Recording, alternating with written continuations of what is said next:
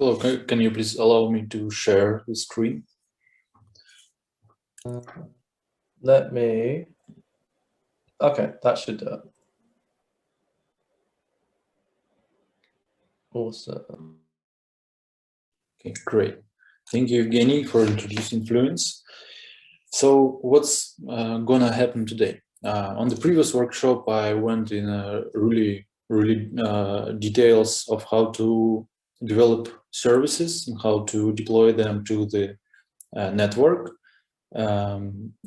Today, I'm gonna focus on how to develop services locally, how to run your own node to connect to the network, so you can see the logs, you can see the output you could be missing from the other tools, other means. And that's basically it. It's going to be pretty short, but I hope you will enjoy. And again, for more detailed explanation on how to develop services, you can refer to the previous workshop. It's available down here below in the links. Let me scroll. Here, the recording of it and the scenario here in the Notion too, so you can follow. Okay, scrolling up. So we'll start with setting up the environment. I hope you already have npm or yarn, docker, and git installed. This I would not cover. What I will cover is setting up the Rust and cargo and stuff, and then setting up Fluence tools. So let's start with setting up the Rust. It's pretty easy. You just have to copy this command and paste into your terminal. And then it will ask you, and you will just press 1, and it will do in a few minutes. That will work. That will install you Rust nightly toolchain with ability to compile Rust to WebAssembly right away. So yeah, after installation is done, you would need to either reopen your terminal or execute the following command in your terminal, and you can check then that the cargo is available by executing cargo -- version. So I hope you're starting doing that in the background. And in another tab, we can begin setting up the Fluence tools. First one is FLGist. It's a tool to interact with the Fluence network, to deploy services, to inspect them, to execute air scripts, and this is your go-to CLI tool to work with the Fluence network that you should use to manage your services and inspect them and stuff. So installation is pretty simple. You just need to call npm install globally on this package. So you just the same, you paste it to your terminal, hit enter, and it will be installed. And then you can check that it has been installed via FLGist -- help. You will see the different options available. Let me make it bigger. It's really a lot of them here, so you can do a lot of things with the network. You can upload modules, you can inspect modules on the on the nodes of the network, you can get interfaces of your services, you can create services, and that's basically it. And you can, of course, execute scripts with FLGist. I will show you how to do that, but first we need it installed. Okay. So another two tools we need to have installed to follow the workshop are fcli and frepl. This will allow you to build WebAssembly in a correct way with correct types and different metadata built into WebAssembly modules, so you can deploy it to the Fluence network. Also, you will need frepl. this is, you won't need for this current workshop, but overall it's a useful tool. So you can develop your services locally without deploying them anywhere. It's as easy as previous one. You just copy paste it in your terminal and it installs.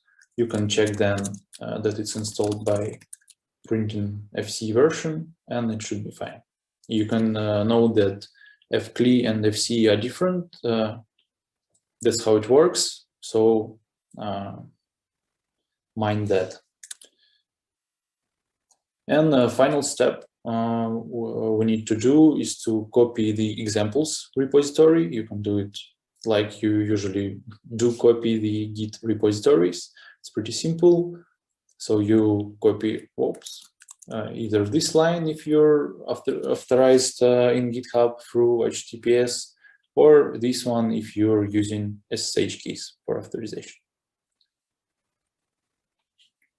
Okay, I will give you a few minutes to be sure that you can follow. We have a question in chat, Alexei, if you want to take that in the meantime.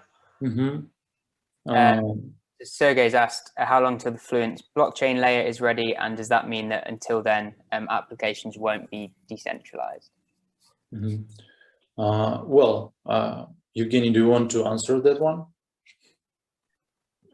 Yeah, I did it already in the chat. So the idea is that because there is no incentivization yet, the network works similarly to how IPFS works and how IPFS provides you guarantees. If there is no nodes in the network on IPFS who will host your file, then it will just disappear if you don't host it by yourself. So the same thing in the Fluence network. So you can deploy your service on some available nodes, but you don't have any, like a fundamental guarantees that this node will continue to serve your services until you do it yourself, at least at one node. And this is why I talked about example of community run applications. So if you have a community, you have several people who committed to be hosters of your application backend, you basically can achieve this decentralization goal using this way. But after the blockchain layer exists, you will be able to have some, you will be able to pay people for hosting it, so you'll have more guarantees. I hope I answered. Thank you. So I hope the installation more or less complete. Once again, if you want to follow the workshop and copy paste, yeah, what kind of cool hack projects have been built previously on Fluence? We have a repository of examples. Let me show you. Here it is. And here you can see all sorts of applications and examples you can start with. You can see here, yeah, there's example projects, so you can kick off your hacking. You can see here the integration with Ethereum. You can see there an analog of Bloom filters. You can see here how to integrate with IPFS, how to use our WebAssembly port of SQLite. And really there are a lot of things to dig on and to learn about Fluence. So this is a good start. And as Evgeny mentioned before, we have a FluentPod project. This one has a more rich backend, front end, so you can refer to this one too. It's pretty user-friendly, so I think this could be also a great example.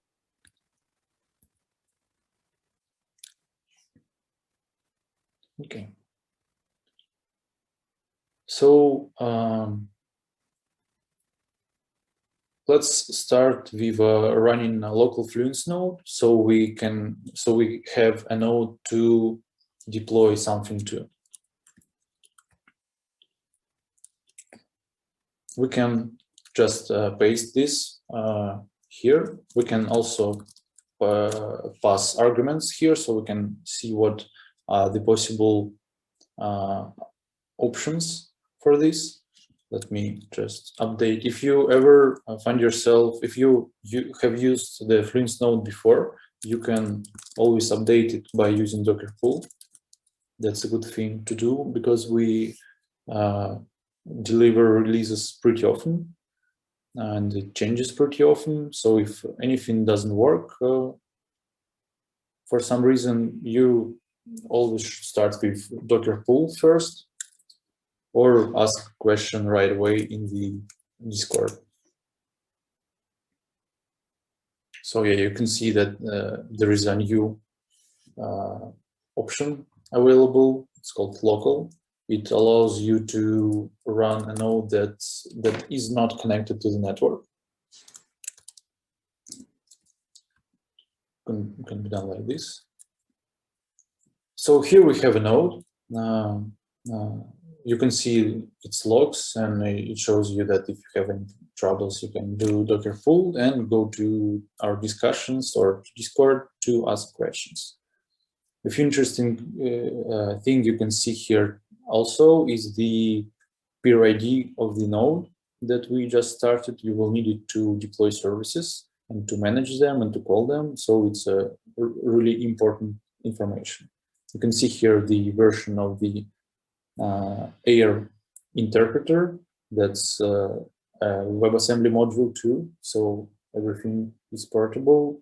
And the very same AIR interpreter is running in the browser when you're using Fluence.js SDK. So it's the same on the node and in the browser. I think that's nice. So let's open a new tab and let's return to our workshop. So we have started a local Fluence node. Now let's check that it works.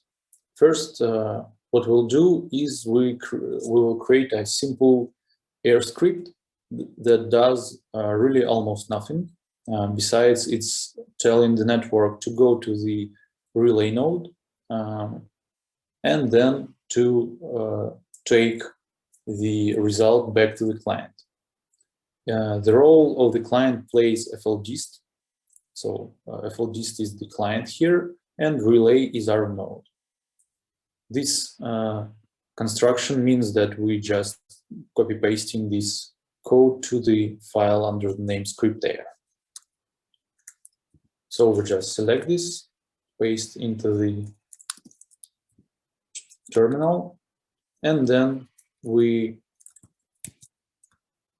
select this. So what we just done, I have created a file script AIR. It contains the script of 2 lines. Go to the relay,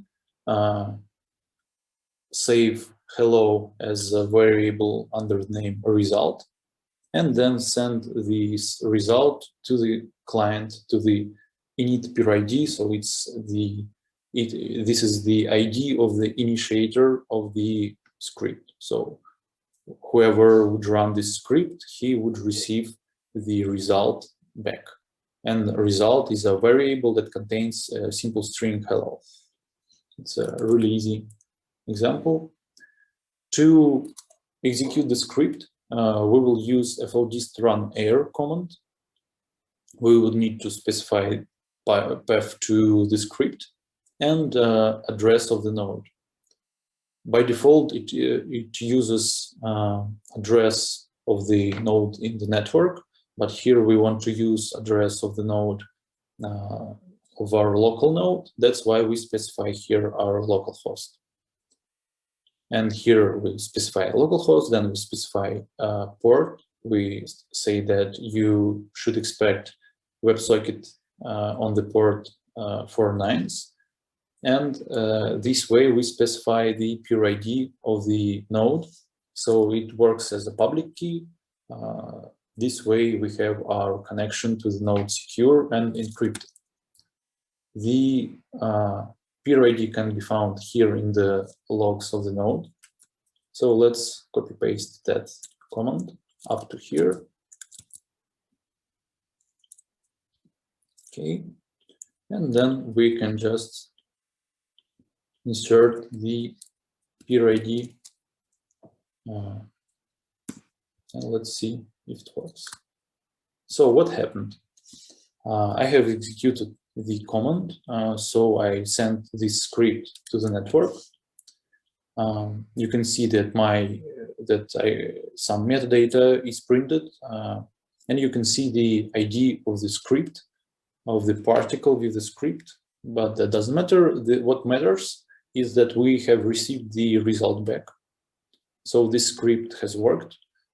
We asked Relay to generate us some data and send it back to us as a result. So here we have our result. You can see that it's wrapped in array, just like here. Okay. And also we can see that, let me repeat that again. So we can see the logs. So here we can see the node, that the node received this particle and executed the script. You can see that we have executed the op identity operation. It basically means return. Identity is a mathematical operation of returning back what it received. So if you call identity 1, you receive 1 back. If you call identity hello, you receive hello back. So you can see that our node executed op identity and sent particle back to us. Okay.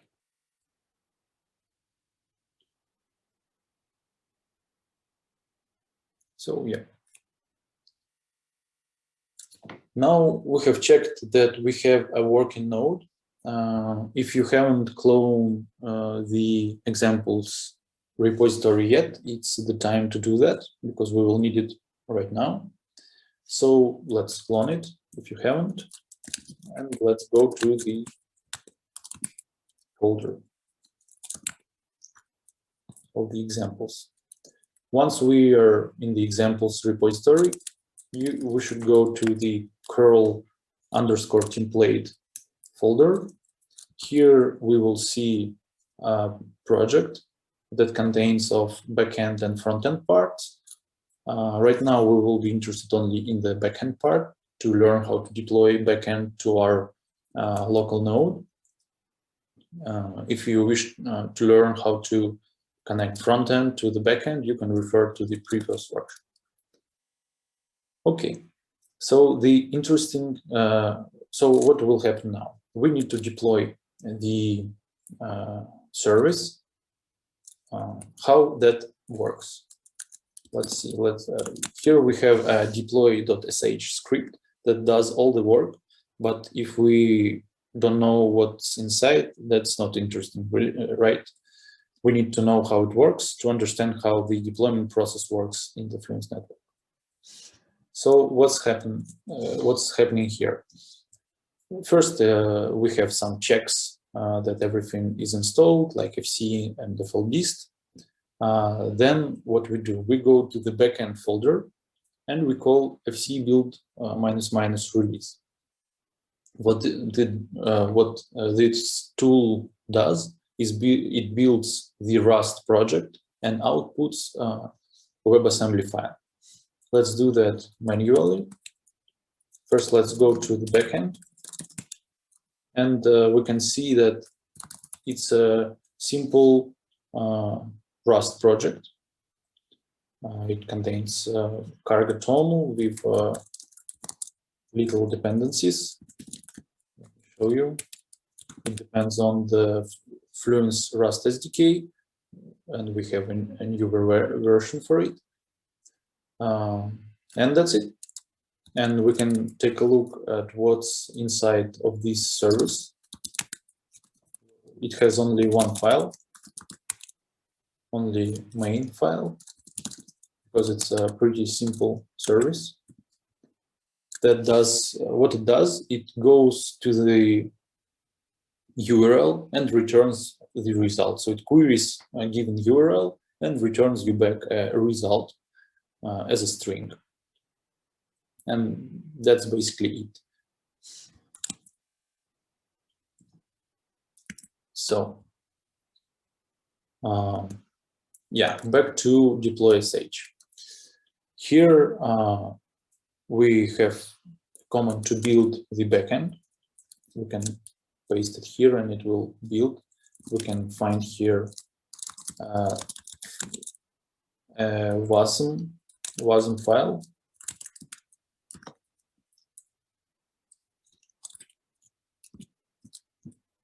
Here it is. It was built. And what happens next? We check here in the script that this wasm really exists, or we print error, and then we call FLDist new service command to deploy the service on the network. Here you can see that we are also referring to some backend config JSON. Let's review it so we can understand what's happening there. Here we can see this is the configuration file for the service. We specify here the name, it can be anything. And we also specify mounted binary. So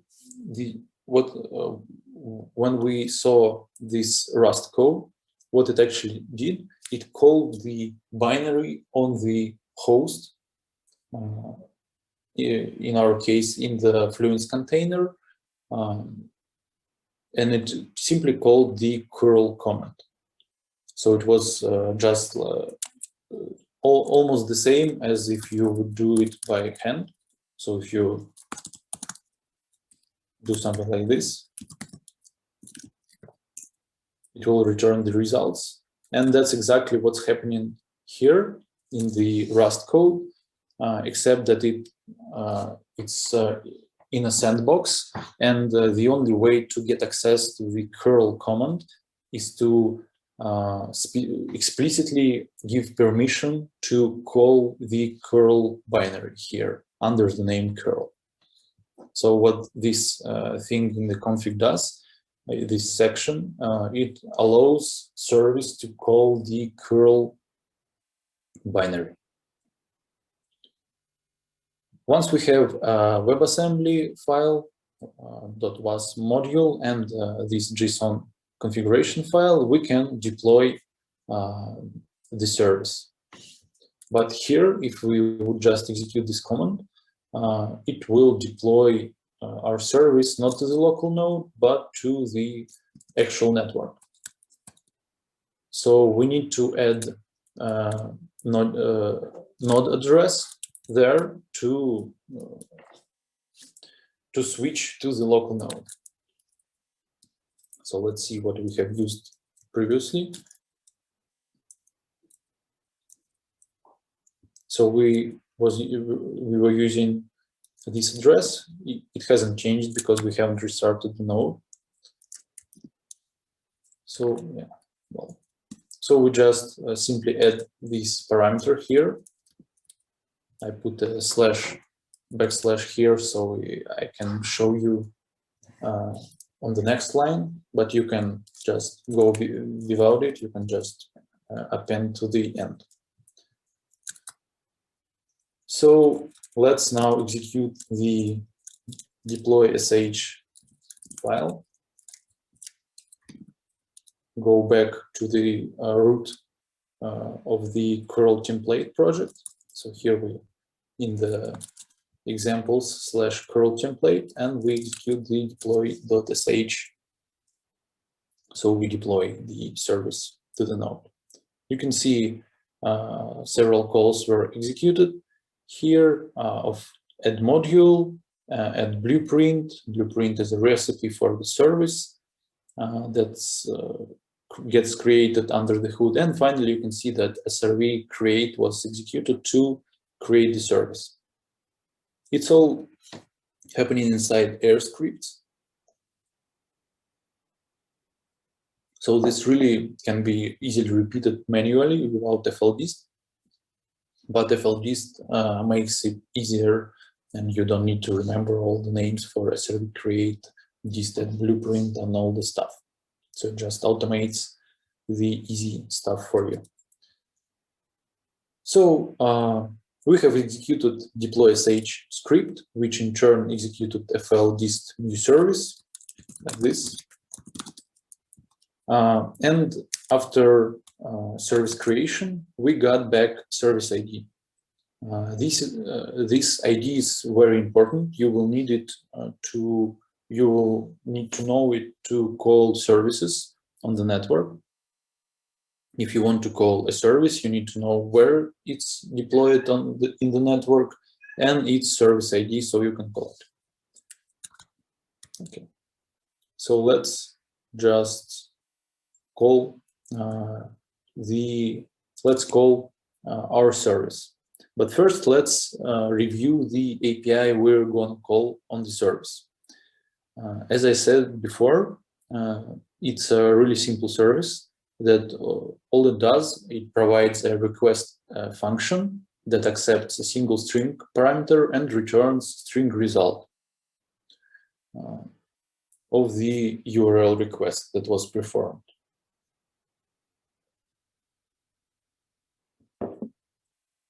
So since it's only one function that's available there, we will call it. To call a service, we need an AIR script. It's almost the same as before, except that instead of op identity, we now have service request. Here you can see that service is a variable. Everything that's not in the double quotes or person signs is a variable or instruction. So here you can see that service is a variable, so we will need to set it. And also URL is a variable, so we will need to somehow provide it to the script, to set it somehow.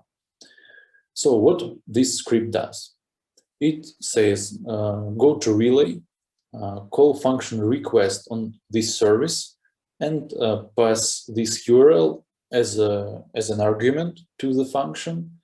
And once you get the result, put it to the result variable and return to the client. This line is the same as before. It just says that we should return the result to the client. So let's create that script the same way as before. So it worked. And now we need to call that script. First, what we need to do is to change the service ID here to the one that was created when we created the service after the deploy sh call. So we copy the service ID, we paste it here. You can see that argument, the variable URL is set to this URL. It will search through DuckDuckGo for definition of condensed milk. And also we need to change the peer ID here of node. Let me do that.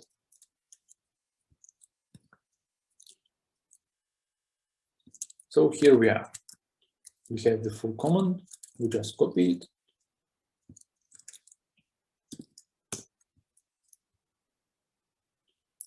And what happened? So we executed this command. We passed correct node address. We passed argument variables as JSON object. And we provided a path to the script to execute. We sent the FLDist sent the script to the node, and the node returned as a result. So it's a simple request response topology here. As you remember, we were returning string result structure from the request function. String result structure has the following, structure. It has the following fields: error, return code, std_error, and std_out. Since there was no errors during the execution, we have only std_out field and we have return code 0. That means success. You can return your own structure, any structure that you want, except enums can be returned from the function, and you can manipulate it directly in the script. I will show you how in a moment. So here you can see that we have exactly what has been returned by the curl, but as a string here in stdout. So you can tell that it's as simple as working with binaries, and it allows you to access external network resources easily. Okay. So maybe any questions so far? No? Okay. So basically we just executed a curl binary that queried the following URL and returned its result. It's a simple, really simple example, but since it's a general purpose platform where you can program and express any logic you want, you can build any service in Rust, and you can build many of them and compose all of them with air scripts. You can compose here, you can see that the calls are sequential, but it's possible to have them in parallel. It's possible to iterate over arrays or lists of results. So really almost any logic can be expressed with the air scripts and Rust. Just to show you a simple example of composing services, let's compose the single service by calling it twice. So we'll do the same thing as before, except the script now is a little bit more complex. We have a nested seek instruction. That means that we start sequential execution, then we start another sequential execution that takes only 2 instructions, and we execute everything one instruction after another. Here we have a language reference in the documentation. Documentation is linked in the resources section below. I will show it to you. So what we have here a call to the DuckDuckGo about the same condensed milk, and we have a call to DuckDuckGo about definition of beetroot. And here, as you remember, we have not just a string as a result, but a structure that contains stdout field, stdr, and else, and other fields. So here we can manipulate the data fields. We can access them directly in the script. So this makes it possible to have your data manipulated and changed without any central authority, since the script is attached to the packet and sent along the particles and executed by every node it meets. You can have this logic executed on the network, not on some central authority.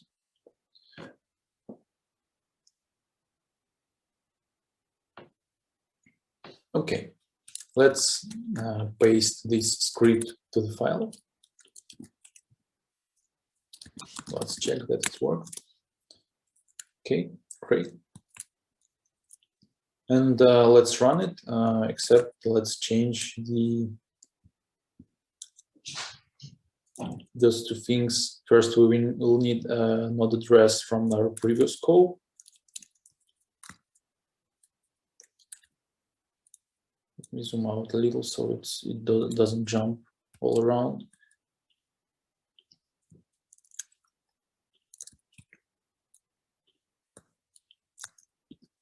So I'm using here the service ID from our deployment and the node address of the node that we run locally in the Docker container.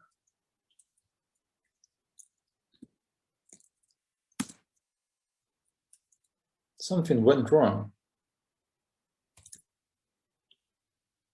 Ah, my bad.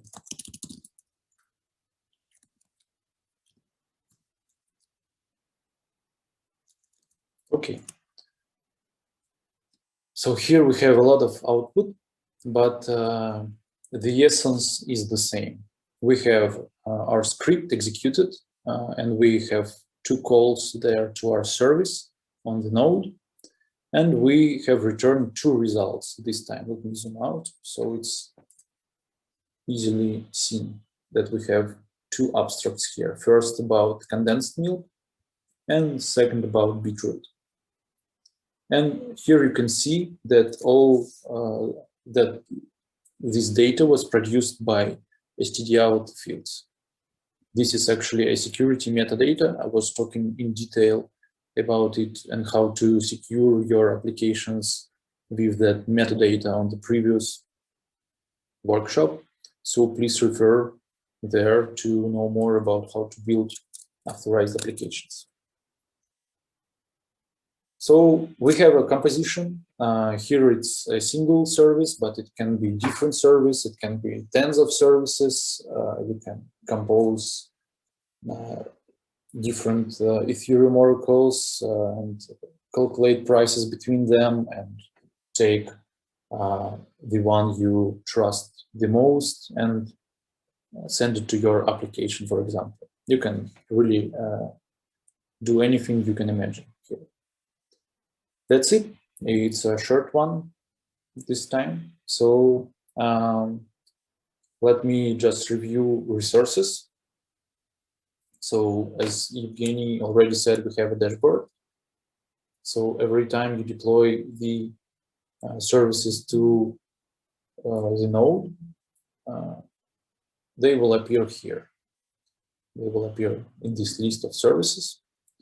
And here, if you run your node without the -- local at the end, and you have external access to your IP address, your node will appear here too. We have a documentation that documents how to use AIR. We didn't go into much detail this time about it, but here you can read about all the instructions, all the possibilities, for example, how to handle errors when they happen, and how to iterate through the arrays in your scripts. It's pretty nice structured, so you can learn a lot about Fluence from here. And please refer to the previous workshop. It was deeper in details, and we have a recording of it there. Examples repository you already know, and if you have any questions, you can go to the Discord, in Encode Discord, or to our GitHub discussions here. And we have more resources in our documentation here, different video talks, overviews. You can see our protocol paper on GitHub. It's really nice reading. So yeah, that's it. Thank you. Awesome. Thank you very much, Alexei, for that fantastic presentation and kind of workshop there. Just to put in the chat, this is a link to the video and the resources from the last workshop, which was went into a bit more detail. So if you'd like to go and look at that and perhaps follow that along, feel free to follow that. In terms of the Encode Club Discord, I'll send a link to that in chat now as well. And if someone from the Fluence team would like to put the Fluence Discord as well, I'm sure they'll be more than welcome to take any questions there also. And in terms of Hack the System, upcoming events wise, we have one next week with Polygon, who previously were called Matic, and they are a layer 2 solution on Ethereum. So if you're thinking of integrating Ethereum, but we're kind of scared of the high gas fees, feel free to come along to that workshop next Tuesday. But thanks again, everyone, for coming today. Thanks to the Fluence team, and particularly Alexei and Evgeny for their presentations. And I hope you all have a great evening.